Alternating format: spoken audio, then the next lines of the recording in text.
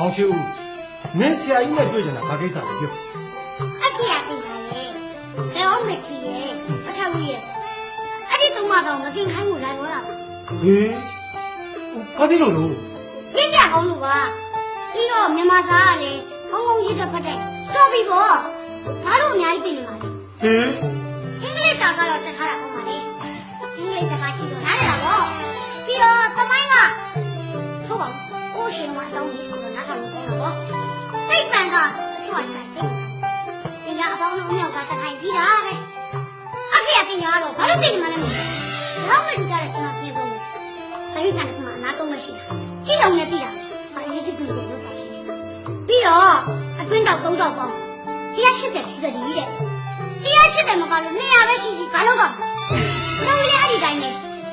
တဘာဝပေါက်ဘင်းဆိုတာဘာထူးဆန်းလို့လဲသူကသူပေါက်နေတာပေါက်နေမှာပဲအဲ့ဒါကြောင့်မလို့အတေဟာမျိုးကိုလည်းကအချင်းကုန်ကမသိဘူးလာတော့တာပါမောင်ချူမင်းဟာကလေတင်ယုံညွန်းနာမှာကိုပြင်ပြရမလို့ဖြစ်နေပါပြီကွာ